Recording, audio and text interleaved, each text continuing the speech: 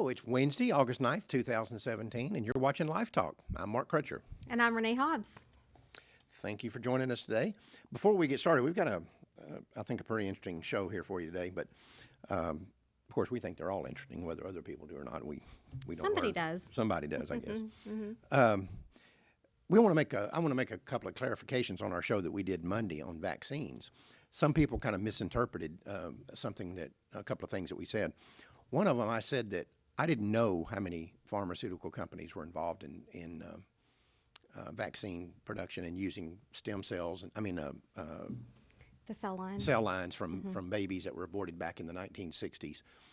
My suspicion is that cell line died out a long time ago, and that they're using aborted babies from today. Yeah, I never said that I knew that to be fact or I had documentation on it. I'm saying this is my assumption based on what I know about the pharmaceutical industry and their use of baby parts.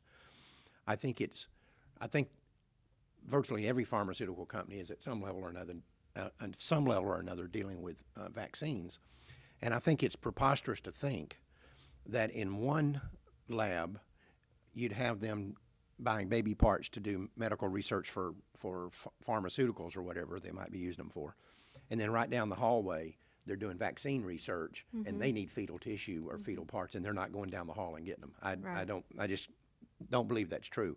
But I'm not claiming that I have some kind of film of this or video of it. I'm just saying it doesn't pass the laugh test to suggest that that's not going on. Right. And so I just want to make sure people understand that. We had a couple of people misinterpret what we were saying from that, and we want to clear up any of those misconceptions. Also, this show lit a fire under us for another reason, something that you and I have known about for some time. And we're going to have a really good show, a guest on our show Friday. The young man's going to be here. Scott Muhammad is his name. And he's done a lot of research into this issue of what vaccines have done in the African American community. And very knowledgeable in it.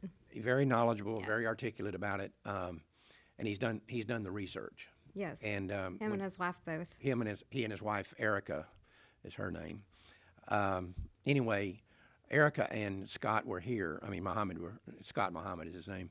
Anyway, they were here at our office, probably 6 months ago or so. Yeah, it's been a few months. And we had the pleasure of spending quite a bit of time with them. And we've had a relationship with these people for a long time. This is not something new.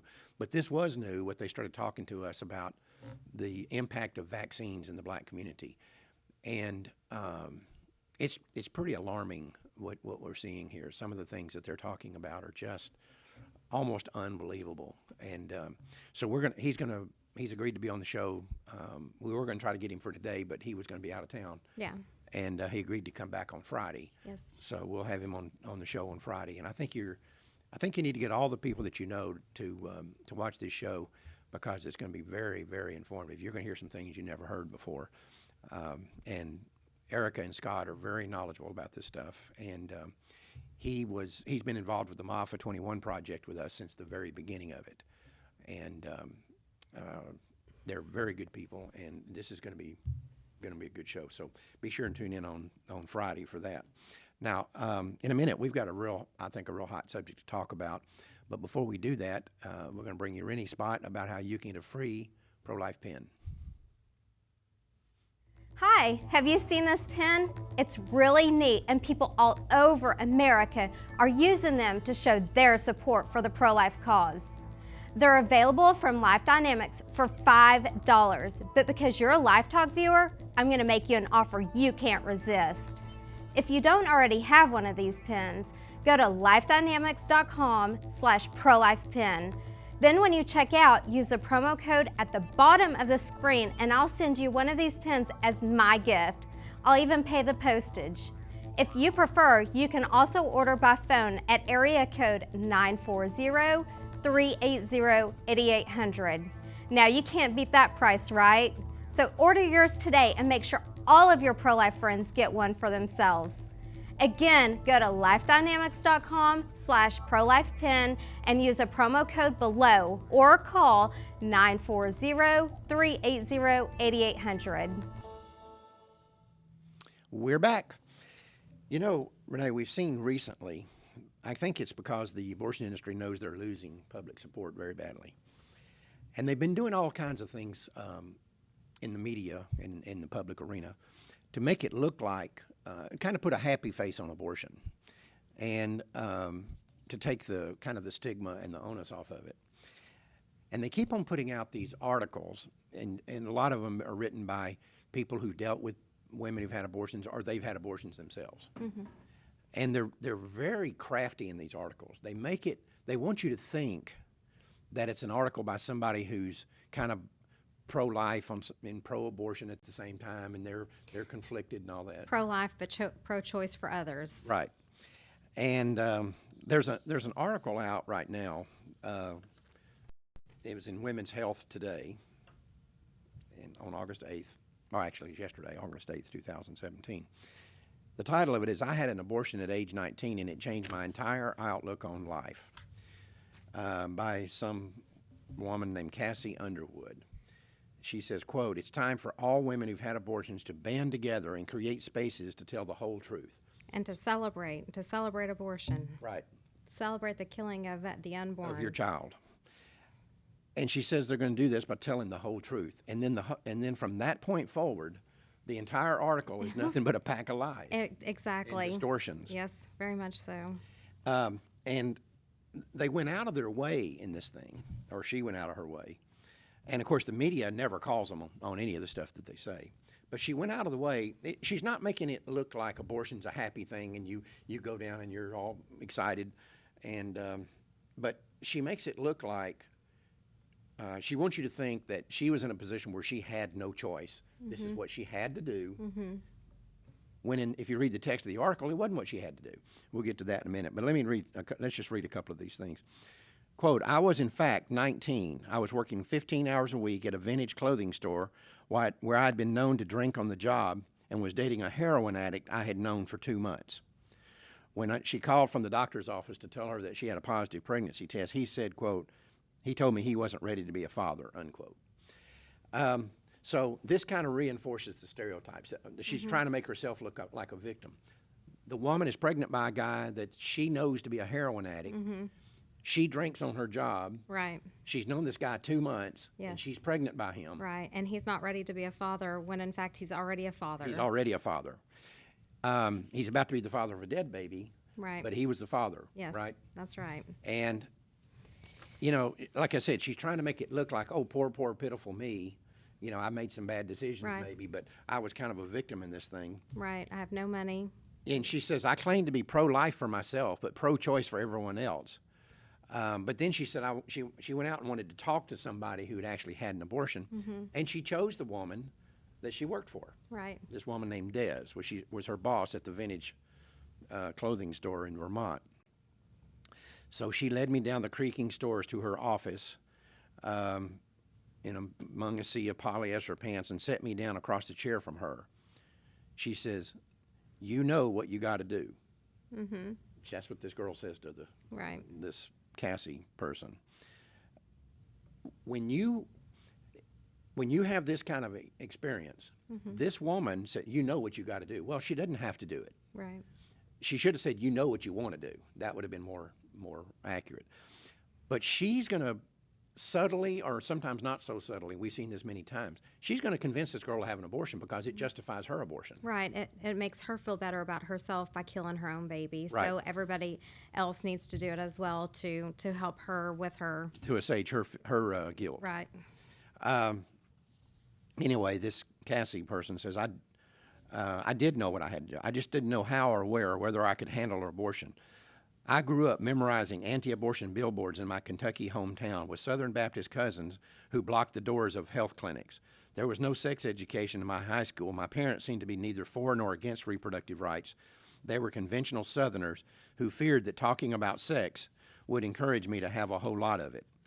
So in other words, this is another way now we get in the stereotypes about abortion mm-hmm. decisions, right? Mm-hmm. And she was very pro-life. I grew up memorizing anti-abortion billboards, and my family was all these religious pro-lifers, yeah. pro-lifers. Right. And then, so what she's doing now here, in this particular sentence, is adding an element of hypocrisy. And when I look at these, because she was pro-life until she became pregnant. Well, and nobody talked to her about sex. Her parents Right. didn't because they feared that she would, and the school didn't. So she had no clue about sex and what the results were. She was here. 19 years old and didn't know that when you she's had sex. blaming, yeah, Right. blaming it on her parents and the school. Right. And so you get to be 19 years old, and you don't know that having sex can produce a baby. Right. You're dumb as a box of rocks, if Basically. that's true. Anyway, so she's now, I'm beginning to think, and we've seen a lot of these articles, and they seem to follow a pattern, and it's almost like they have a formula. When you're going to write one of these articles, make sure you get this in and this in and this in. Right. And so now we're adding in more stereotypes and more Right. hypocrisy. There's protocols. Right. Yep. Anyway, Des helped her find an abortionist. Yes. And she called, and she said, when I hung up the phone, Des slapped my knee. Why don't you take a break from work for a while, party girl? And she fired her. Des fired this girl. And she makes an excuse for her. She says, she fired me not for drinking on the job, not for getting knocked up. Oh, she fired me for drinking on the job, not for getting knocked up. Well, she obviously knew about the drinking on the job before Right. this conversation, Took place. right? You're right. But she hadn't fired her up to then. Right.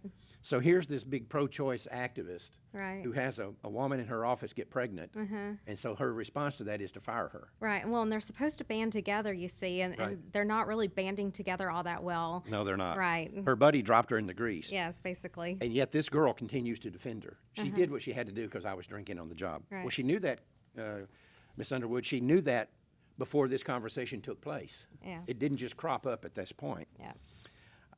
Anyway, then she goes to the point where she called her mother, and her mother and father were disappointed, of course. But her mother said, whatever decision you make will be a terrible one for you. I don't know what kind of mother this is. No mother is going to say that. And no decent mother is going to say to her daughter in this situation, whatever you decide to do, it's going to be a horrible decision. No mother with maternal instincts is going to say that to her daughter, Right. because I know a mother that has said that to her daughter. Right. Nobody with I said any decent know, mom, right. any decent woman is not going to say this. No, not at all. But her mother did say, according to this article, that she could come home and basically you quit school and come home and we'll help raise the child. Right. But she said, no, Mama, I told her, I'm not having it. Okay, again here, she's demonstrating that she did have options. So this wasn't an abortion she needed. This was an abortion she wanted, Yeah. contrary to all this stuff in the article.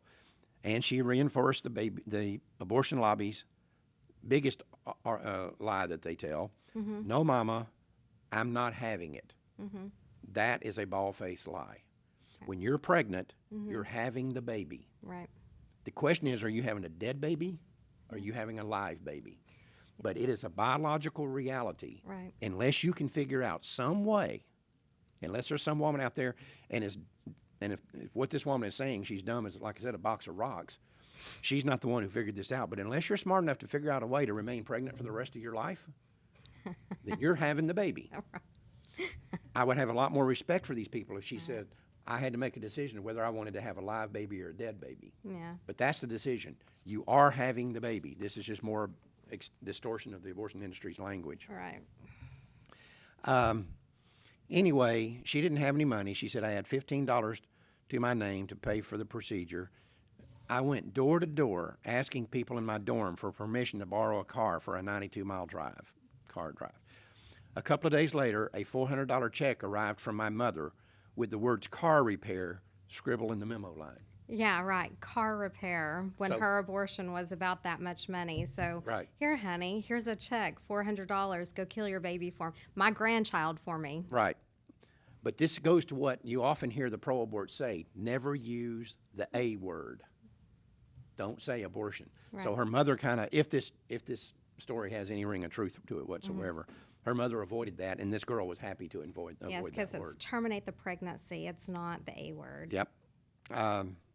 Then she starts talking about the morning of the appointment, hospital gown hiked up to my stomach. I flipped through the photographs my roommate had brought me from the March for Women's Lives in Washington, D.C. 2 days earlier.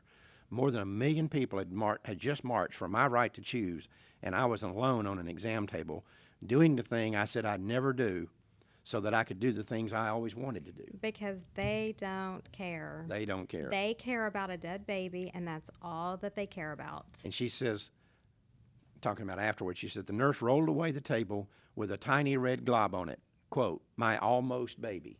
Do you know why it was a tiny red glob? Dead. Because they put in a little suction vacuum and they sucked it up and they put the contents in a little petri dish. Right. And so I'm sure by that point, her live baby that now is dead is a teeny red glob. Well, if I take, let's see, proportionally speaking, if I took a tube this big around and sucked you through it, you'd come out the other end looking like a big red blob. Yeah. Right? That's right. But she says it's my almost baby.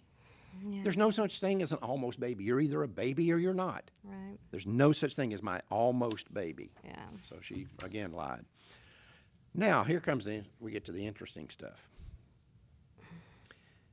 She says for the next 6 years, she would dream of babies. I would have babies and kill them, have babies and lose them, have babies and care for them the way I cared for my little brother. I wish sadness took less work to heal, but healing would take everything I had. She never was able to find any other woman that had an abortion to talk to. Yet the abortion industry comes out here and says 1/3 of all women of childbearing age will have an abortion. She couldn't find anybody other than this Des person that Right. fired her. That she probably no longer talks to, my guess. Yep. She says, over the next 3 years, I talked about my abortion as casually as I talked about the tonsillectomy I had in high school. I suppressed any emotions that seemed inconvenient to me. I tried to believe I was fine, but I slowly began to unravel. I routinely pulled over to the side of the road to double over my head between my legs during spells of free-floating abortion panic. I wondered if I'd go to hell, even though I didn't believe in hell. Well, she'll be leaving it one day. I curled up in bed, eating canned salmon rich in omega-3 fatty acids known to fight depression. And it goes on and on. Yeah. She says, on paper, I had the life I had in mind when I deferred motherhood. In other words, she was living the life she wanted to live when she deferred motherhood. Isn't that a nice clinical way to talk about killing your baby? I deferred motherhood. She put it off until she had a comfortable salary, fancy business cards, and dates with weirdos. Dates with weirdos. But she didn't feel fulfilled. No. More reinforcement of the abortion industry's language. Deferred motherhood. Deferred indicates you stop something to pick it up there again. Right. Right? Yeah, at a later That's date. a lie. Yep. You cannot defer motherhood. You can kill that baby or you can let that baby live. But if you have a baby later, it's not that same baby. Right. It's a different baby. Yep. So again, you reinforce more of the abortion industry's lies, and that goes on and on throughout this thing. And then she gets to the meat of the deal. I passionately support reproductive justice. More lies. They can't call it what it is. They don't use the A word. I passionately support reproductive justice. Right. Are you telling me that prior to Roe versus Wade, when abortion was not prohibited on a national level, that women didn't have reproductive justice? All women lived in a environment where there was no justice for them? This is preposterous. But she goes on to talk about all these problems. Right. Right? And all the healing that she went through. Right. Right? Let me ask you a question. If abortion's not the taking of a human life, if you're not killing your baby when you have an abortion, what is there to heal from? Do you know? There's a lot to heal from after you kill your baby. I know, but I'm saying if you're not if it's not killing a baby, you Right. don't have anything to heal from. Okay. Right. Right. Well, and then she's claiming that she was very distraught by this, Which means she knew that it was wrong. that it was murder. Right. She was murdering her Right. baby all along. Right. And now she's trying to, basically what she's trying to do on a massive level is what Des did on a one-on-one level. Convince other women to go out and do the same thing. Right. So if I feel better about the decision that I made. Right. Well, and I would like to make a point that she says that she goes out and she does enlightenment speeches with compassion, and it begins with suffering and with personal collective grief while telling the truth. Our Father in heaven died on the cross for you and I and everybody else in this world to boldly proclaim the truth. And the truth is what she is saying is a lie. She is lying to herself and she's lying to everybody else. Right. And she's believing that lie. You think she is? That she's believing the lie? Right, because I think if she was truly believing the lie, she wouldn't need all this healing. She knows it's a lie, and that's why she needs healing. Yeah. And she's just not right. smart enough to recognize Yeah. that. And at the very end of this thing, she says, if you've terminated a pregnancy, talk about your abortion, even if you're afraid. And she goes on to talk about why it's good to talk about your abortion. Ms. Underwood, I have some news for you here. You did not terminate a pregnancy. All pregnancies terminate. They terminate with a live baby or they terminate with a dead baby. You chose to have a dead baby. You did not terminate a pregnancy. You terminated your child. And until you come to grips with that and quit all of this garbage that you're doing here and trying to reconcile your abortion somehow or another in your mind, while subconsciously everything you're saying here says, I know I murdered my baby. Now, you and I have dealt with women who've been in this situation. The only ones that heal, that ever heal, the only ones are the ones who step up to the plate, admit what they've done, Yes. and ask God for forgiveness for Right. it. Accept that forgiveness when it's freely given, and it will be freely given instantly. And you know and I know that that's the only way these women ever get healing. Yeah, that was the point that I was about to make, is that she needs to take it to the cross. And all this garbage that you've done here, this network of lies and distortions. And going out and publicly speaking about it to other women to ease their conscience is just, we have a lot of hurt people in this world. Absolutely. And a lot of them are hurt over abortion. Yes. A lot of them. I know, 1 in 3 or 1 in 4 have an abortion, yeah. Right. There's a lot of hurt people. Lots of hurt people out there and lots of hurt men.